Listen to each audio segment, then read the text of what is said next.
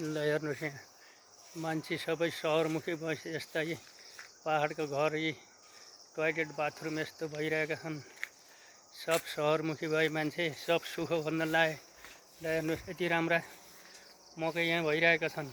अब कसले खाने अर्ग्यानिक चिजहरू? यी गाउँघर सब रित्तो भइसक्यो।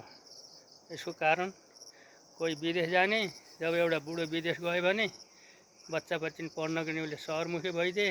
गाउँका जग्गा यस्ता घरहरू सब सब अब भइसके। यी घरहरू कति दुःखले बाबुबाजेले गरेका अहिले आएर छोरा नातिको पालामा यस्तो हुँदैछ नि, उजाड भइरहेछ। अब के गर्ने? सब सुखी हुन थाले। अर्ग्यानिक चिज छोडेर विषादीमा सब भइसके।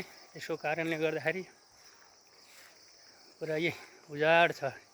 बिचरा यिनै घरमा कति मान्छेले कति दुःख गरेर बाबुआमाले जोडेको घरहरू अहिले यस्ता त गाउँमा थुप्रै छन्। एउटा गाउँ सब बिजोग छ। यसले गर्दाखेरि एकपटक त पक्कै पनि सहरबाट गाउँतिर पस्ने दिन नआउला भन्न सकिन्न। यस्ता यस्ता अर्ग्यानिक मौरी घामहरू त्यत्तिकै पल्टिरहेछन्।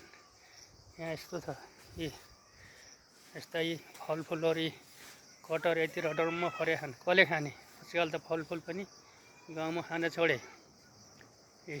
यति राम्रो फलिरहेछन्, यस्तो राम्रो छ। यी के गर्ने?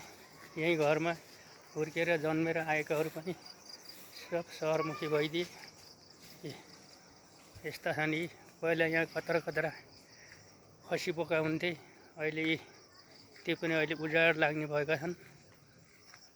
अब कसले गर्ने दुःख? सब सहरमुखी भए।